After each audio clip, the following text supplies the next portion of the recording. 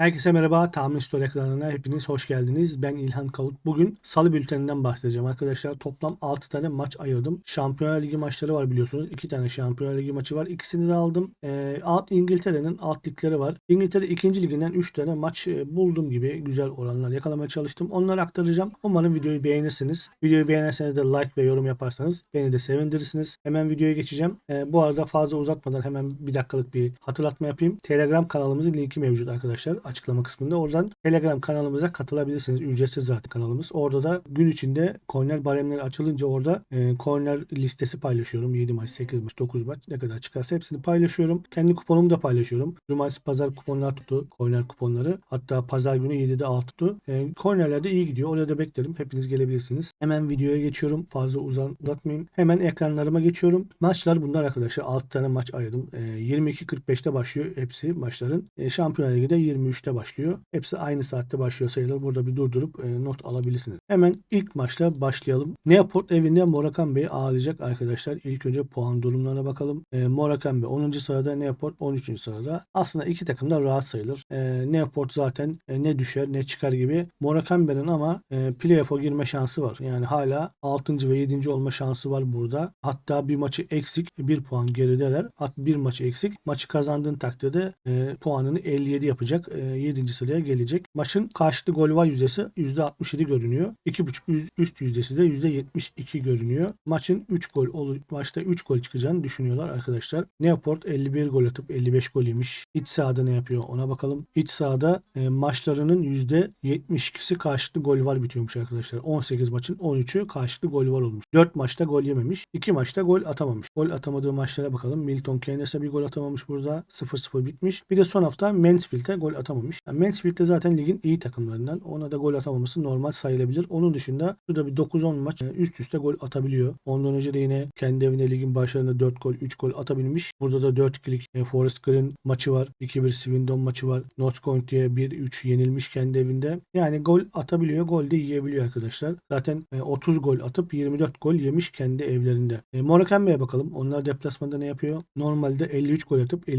57 gol yemişler. Maçların iç saha dış sahada %61 karşılıklı gol var bitiyor. Dış sahada oynadığı maçlarda sadece bir kere gol yememiş, 6 kere gol atamamışlar. Yani gol yemediği maç sayısı 1. Kimden gol yememiş? Doncaster'dan gol yemiş. 5-0 kazanmışlar burada. 5-0'lık Notts County mağlubiyeti var. 2-1, 2-1 ve 3-2 Tranmere galibiyetli var. Son hafta yine 3-2 maçını kazanmış. Yani bu gol atamadığı maçlar aslında ligin ilk haftaları ve ortalarda. Son haftalarda golcü kimliğine bürünmüşler. Yani 2 ve 3 gol atmış. Sadece Walsall'a gol atamamışlar. Walsall da zaten ligin iyi takımlarından demiştim. Zaten şuraya baktığımızda 18 maçta 1-2 gol çıkmış, 1 gol çıkmış, bir de burada 2 gol çıkmış. Yani geri kalan 15 maç 2.5 üst tutmuş arkadaşlar. 5 gol, 6 gol, 5 gol, 5 gol. Yine son hafta 5 gol maçlarında aynı şekilde Newport'a bakalım. Onların da iç sahada oynadığı maçlarda 4 gol, 5 gol çıkıyor. Sadece son 2 haftada 1-0, 1-0 maçları bitmiş. Ama bugün bol gol izleyeceğimizi düşünüyorum. 2.5 üst oynayabiliriz. Morecambe'nin puana ihtiyacı var. Muhakkak saldıracaktır. Arkada açıklar verirse Newport kendi evinde cezalandırır. 2.5 üst oynayabiliriz. Bunu hatta KG Var'la da destekleyip 2.5 üst ve KG Var'la da yükseltebiliriz arkadaşlar. İkinci kuponumuzda bunu da deneyebiliriz. Geçelim ikinci maçımıza. Colchester kendi evine Doncaster'ı ağırlayacak arkadaşlar. Colchester burada düşme tehlikesi yaşıyor. Doncaster'ın 43 puanı var. Onların 13 puan var düşme potasıyla. Doncaster düşmez burada. Rahat olan takım Doncaster 2.5 üst yüzdesi %62. Karşılıklı gol var %77 görünüyor. Maçtan karşılıklı gol var bekliyorlar arkadaşlar. İç sahada ne yapıyor Colchester ona bakalım. İç sahada oynadığı maçların 16'sının 13'ü KG var. Gol yemediği maç sayısı 1. Gol atamadığı maç sayısı 2. Kendi evinde 25 gol atıp 30 gol yemişler arkadaşlar. Neredeyse 2 gol yiyorlar. Zaten son haftalarda bütün maçlarda gol yemiş. Sadece burada Tranmere'den gol yememiş. Ligin ilk haftalarında onun dışında burada 5-4'lük bir maç bile var. 1-3'lük, 1-2'lik maç var. 1-3-1'lik maç var. Son haftalarda 1-1, 3-3 ve 1-1 ile kalmış. Çünkü puanı ihtiyacı var artık. Yenilmemesi gerekiyor. Acil puanı ihtiyacı olan taraf Colchester. Doncaster'a bakalım. Onlar biraz rahatlamıştı. Son 3 maçında 1 mağlubiyet, 1 beraberlik. Son haftada evinde Crewe Alexander'ı yenmişler. Deplasmanda ne yapıyorlar? Ona bakalım. Gol atabiliyorlar mı? Onlar da deplasmanda %72 ile karşılıklı gol var oluyor maçları. 18 maçın 13'ü KG var bitmiş. Gol yemediği maç sayısı 1. Gol atamadığı maç sayısı 5. Ama ligin burada ilk haftaları ortalarında son haftalarda son 7-8 maçları onlar da gol bulabiliyor. Hatta Grimsby'ye 5 gol atmışlar. 2-2 Salford maçı var. Son oynadığı Bradford deplasmanında 1-1 ile dönmüşler. Yani güzel bir KG var maçı gibi görünüyor. Puanı ihtiyacı olan Colchester belki bir tane gol fazla atıp maçı kazanabilirler. Ama ilk tercihim KG var olacak arkadaşlar. Belki de sürpriz olarak buna Colchester'ın kazanacağını düşünüyoruz ya. Belki de 1 ve karşılıklı gol var deneyebiliriz buna. Oran çok yüksektir. Maç sonu 1 ve KG var oranı 3.14. Bir tane deplasman ekibi atar. 2 tane de Colchester atarsa 1 ve karşılıklı gol var gelir arkadaşlar. Geçelim 3. maçımıza. Tranmere kendi evinde Mansfield'ı ağırlayacak. Mansfield ligin lideri. 69 puanları var. Buradan bu sezon 1. lige çıkacaklar büyük ihtimal. Arkalarında Wrexham'la Stockport geliyor. Oynadığı rakip Tranmere. Onlar 17. sırada 44 puanı var. Düşme potosundan uzaklar. 14 puan var. Fark var aralarında. Biraz rahatlamışlar gibi. 2.5 üst yüzdesi %70 görünüyor arkadaşlar. Hemen iç saha dış saha performanslarına bakalım. İç sahada oynadığı maçlara bakalım. Tranmere'in normalde 55 gol atıp 53 gol yemişler. Attıkları gol kadar yiyorlar arkadaşlar. İç sahada ne yapıyorlar? İç sahada 18 maçın 11'i KG bitmiş. KG var olmuş. 6 maçta gol yememiş. 2 maçta gol atamamış. Yani güzel bir performans. Kendi evine gol atamadığı maç sayısı çok. Hele şurada 5 maçta 3 gol, 3 gol ve 4 gol. 4-2 Notts County galibiyeti var. Yine 3-2 Morecambe'ye yenilmiş kendi evinde. Sonra 4-0'lık bir Stockport galibiyeti var. Evinde güzel gol atabiliyor, yenebiliyor da. KG var yüzdesi %67 idi. 2.5 yüzdesi %70'ti. Bunun sebebi de kendi başına zaten 4 gol, 3 gol atabiliyor. O yüzden 2.5 üst yüzdesi yüksek. Mansfield'a bakalım. Onlar da 72 gol atmışlar arkadaşlar. Ligin zaten lideri ve en çok gol atan takımı. Karşılıklı gol var yüzdesi deplasmanda %72 görünüyor. Kaç maçta gol atamamışlar? 5 maçta gol yememişler. Gol atamadığı maç sayısı yok. Yani bütün maçlarda %100 gol atmışlar. Gol yemediği maçlar Accrington ligin ilk haftaları. Sutton gol yememişler. Stockport'tan gol yememişler. Forest Green'i 4-0 yenmişler. Newport'u 1-0 yenmişler yine son hafta deplasmanda oynadığı maçta. Bu maçta KG mi oynarsın, üst mü oynarsın diye seçim yapsak üstü seçmek daha faydalı gibi. Mansfield'ın 3-0 yapma ihtimali de var. Yine Tranmere'in buna destek de olacağını düşünüyorum. Kendi evine gol atamadığı maç sayısı çok az. İlk önce üst oynayabiliriz. Yine tam böyle üst ve KG var maçı gibi görünüyor. 1.78'e bunu yükseltebiliriz arkadaşlar. Bunun yanına Newport üst ve var eklesek ikisi zaten 3.24'lük bir puan yapıyor. Yani bunu kupon olarak oynamadım ben de. Video içinde söyledim. Videonun sonunda başka bir kupon yaptım.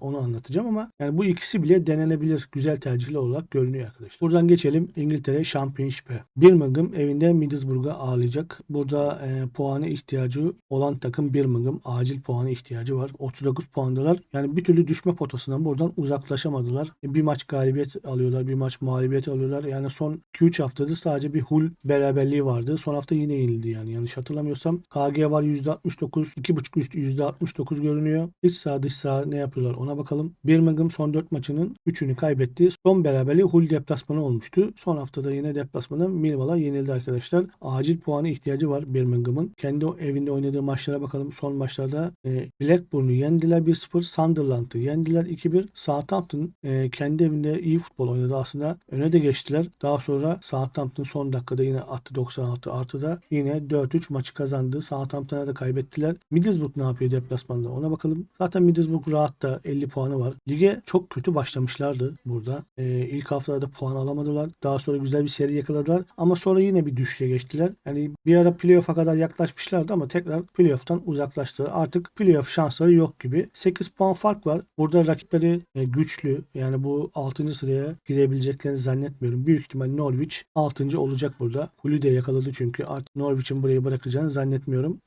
Deplasmanda oynadıkları maçta 2 maçta gol yememişler. 3 maçta gol atamamışlar. Gol atamadığı maçlar kim? Onlara bakalım. Stoke City'ye atamamış 2-3 hafta önce. Rotherham'a atamamış. Bu sıkıntı. Aslında Rotherham ligin en kötü takımlarından. Onlara gol atmaları gerekiyordu. Orada bir sıkıntı yaşamışlar. Gol atamamışlar. Şurada çok güzel bir performansları vardı ligin ortasında. 3 gol, 4 gol, 3 gol atabiliyordu. Yine son haftalarda biraz düşüşe geçmişti ama tekrar toparladı gibi. Huddersfield'i yendi. Millwall'ı yendi. Leicester City'yi bile deplasmanda 2-1 yendi. En son Queen's Park Rangers'ı yendi 2-0. Aslında bu maçta da karşılıklı gol var önerdim ama Queen's Park Rangers gol atamadı. Bugün mecbur Middlesbrough'un gol atması gerekiyor arkadaşlar. KG var %44. KG var önereceğim. Yine bunun yanına üstü de ekleyebiliriz. Çünkü 1-1 biterse Birmingham sıkıntıya düşer.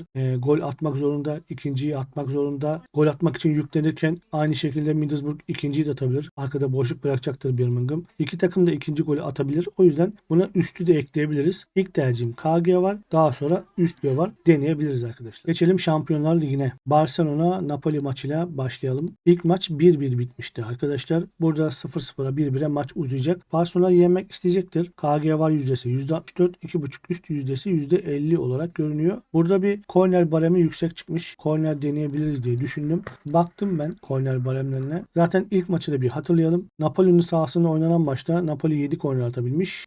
Barcelona 4 korner atabilmiş. Ama şimdi bu tam tersine dönecektir. Barcelona zaten deplasmanda biraz daha iyi oynamış gibi. 12 şut çekmiş mesela burada. 3 sarı kart görmüş ama topla daha fazla oynamış. Barcelona zaten Lewandowski ile öne geçmişlerdi. Sonra Osimhen beraberliği yakaladı burada 75. dakikada. Barcelona şimdi kendi evinde daha iyi oynayacaktır gibi. Şampiyonlar Ligi'nde ne yapıyor ona bakalım.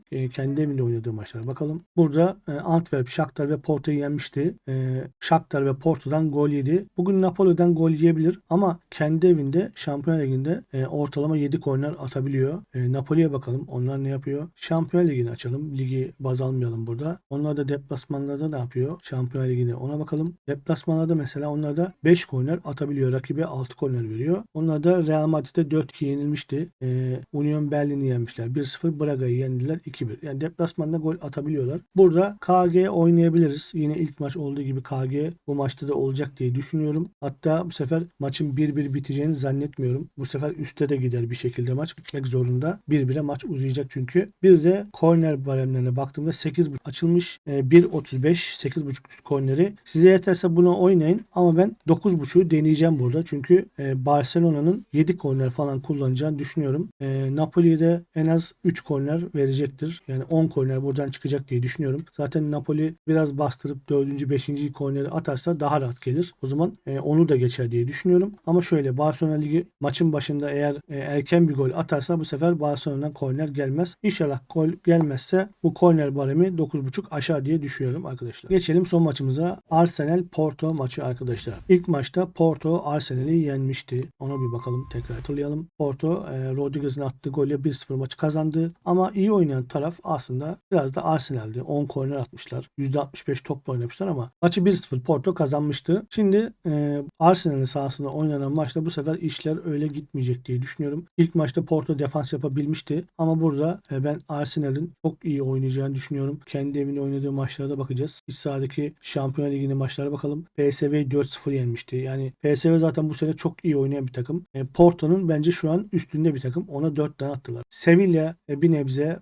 kötüydü. 2-0 onu yendiler. Lens Fransa'nın iyi takımlarından. Şu an bence Porto'dan da iyi bir takım. Ona da 6 tane attılar. Porto'ya bakalım. Onlar ne yapmış? Şampiyonlar Ligi'nde deplasmanda oynadığı maçlara bakalım. Barcelona 2-1 yenilmişti. Antwerp'i yenmiş. Shakhtar'ı yenmiş. Yani bunlar zaten Shakhtar sıkıntılı takım. Antwerp kendi ayarında olmayan bir takım. Kendi evinde oynayan Arsenal'in rahat kazanacağını düşünüyorum ama oran yok. 1.09. Oran bulamadım arkadaşlar. Buna ne oynayacağız? 2.5 üst oynamayı düşündüm. 1.45'ten 1.41'e düşmüş oran. 2.5 üst oranı. Bu sefer de 2.5 üstü Arsenal'den bekleyeceğiz. Yani Porto'nun gol atamadığı bir senaryo olursa ki bence gol atamayacak diye düşünüyorum. Arsenal burada rahat 3-0 kazanacak gibi bir skor var benim aklımda. Hatta açılırsa Porto 4'e bile gidebilir. Yani 2.5 üstü de deneyebilirsiniz. Ama ben 3-4 gol zaten Arsenal'dan beklediğim için bunun bir tanesini ilk yarı atar diye düşünüyorum. O yüzden ilk yarı 1 oynamayı düşünüyorum. 1.49 oranı var. İlk yarı 2 tane atar. 2-0 yapar ilk yarıyı. Hatta diğer seçeneklerinden ev sahibi her iki yarıyı kazanır var. 2.22 oran. Bence ev sahibi iki yarıyı da kazanacak. 3-0 4-0 var bu maçın gibi geliyor bana arkadaşlar. Aklınıza yatarsa bunda sürpriz kuponu ekleyebilirsiniz. Ben zaten eklemiştim. Birazdan anlatacağım. Aklına yatanlar bunları değerlendirebilir arkadaşlar. İdeal tercihim ilk yarı 1 olacak. Yine 3 tane kupa yaptım arkadaşlar. Dilerseniz onları da hemen göstereyim. Aklınıza yatan kuponları oynayabilirsiniz.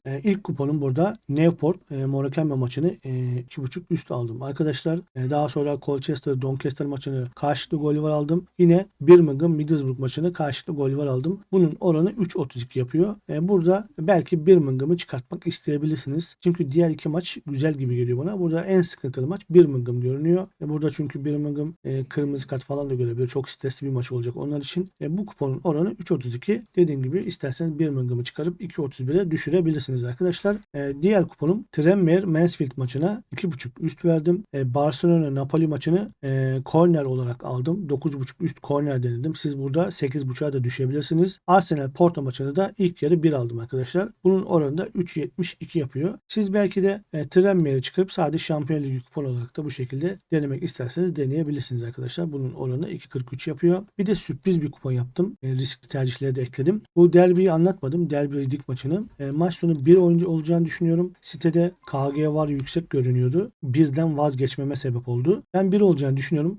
KG var oranda çok yüksek görününce maç sonu 1 ve karşılıklı gol var olarak aldım. Sürpriz oran 2.56. Newport Morecambe maçını üst ve var olarak ekledim. 1.82. Tranmere Mansfield maçına yine üst ve var olarak aldım. 1.78. Az önce anlattım. Arsenal Porto maçında ev sahibi 2 yarıyı kazanır aldım arkadaşlar. Bunun oranı da 2.22. Kuponu da 18.41 bir oranı var arkadaşlar. Aklınıza yatarsa bunu sürpriz kuponlara bu şekilde ekleyebilirsiniz. Oynamak isterseniz oynayabilirsiniz arkadaşlar. Diyelim ve bitirelim arkadaşlar. Bugünlük bu kadardı. Zaten çok fazla maç yok. Şampiyonlar Ligi bülteni 2 tane maç var. Şampiyonlar Ligi'nde ikisini de almaya çalıştım. İngiltere alt liglerden 2-3 maç seçmeye çalıştım. Aklınıza yatan tercihleri kuponlarınıza ekleyebilirsiniz. Herkese bol şans diliyorum. Kendinize iyi bakın. Hoşçakalın.